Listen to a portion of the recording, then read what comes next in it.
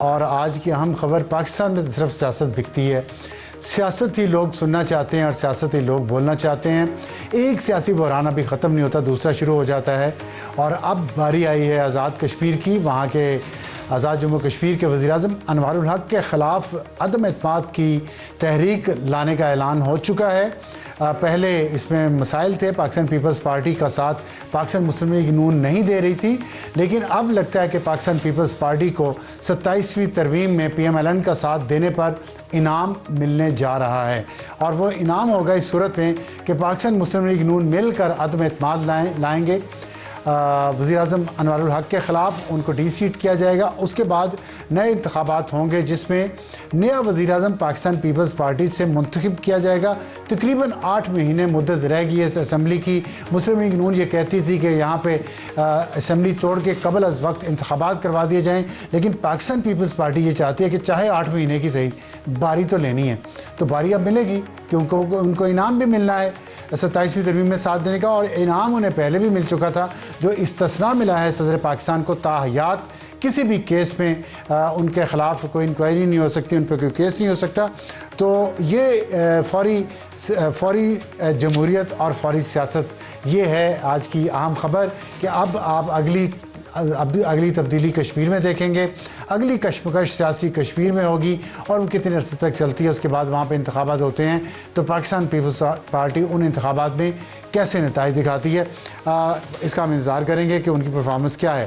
اور ہمارا آج کے پروگرام کا تعارف، ہماری آج کی ٹاپ سٹوری 27ویں ترمیم، کیا حکومت کو سب کچھ مل گیا ہے اس ترمیم سے، یا ابھی مزید ایک ترمیم 28ویں ترمیم جس کے بارے میں کہا جا رہا ہے کہ وہ بہت جلد آنے والی ہے۔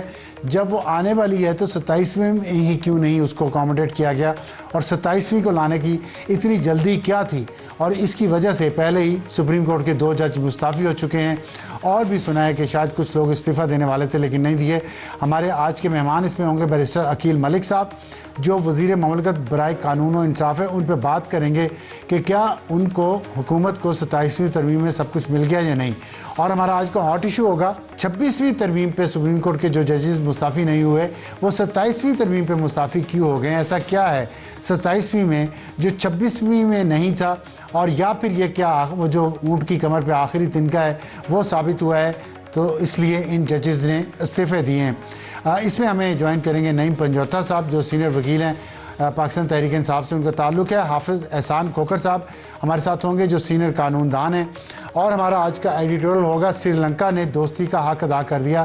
ان کی کرکٹ ٹیم یہاں پہ ہے، خود کش حملہ ہوا، لیکن اس کے بعد انہوں نے جانے کا فیصلہ کیا، پھر وہ رک گئے اور انہوں نے اپنی دوستی کا حق ادا کیا، بہادری دکھائی ہے۔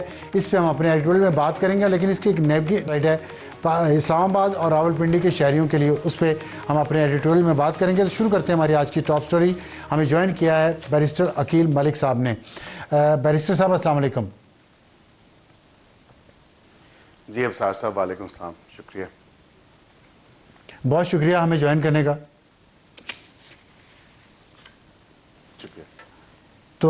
تو کیا ہم یہ صحیح سمجھ رہے ہیں کہ پاکستان پیپلز پارٹی کو انعام میں آزاد جموں کشمیر کی وزارت عظمیٰ مل رہی ہے استثناء کے بعد؟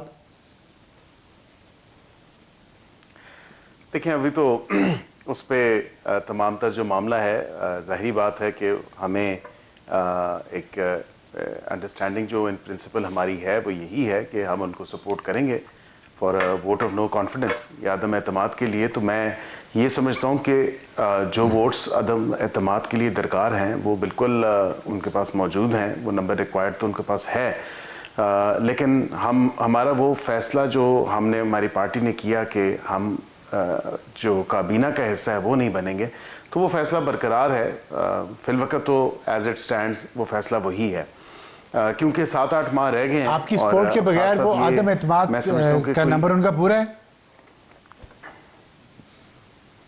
ہماری سپورٹ بڑی معنی رکھتی ہے اس تمام تر معاملے کے اوپر، اور میرے خیال سے ہماری سپورٹ مانگی گئی ہے تو ہم تبھی سپورٹ دے رہے ہیں، ادروائز تو ہمیں کوئی شوق تو نہیں ہے کہ تو اگر آپ کی سپورٹ نو کانفیڈنس کے لیے ضروری ہے تو پھر اپنا وزیراعظم منتخب کروانے کے لیے سادہ اکثریت آپ کے بغیر کیسے ممکن ہوگی؟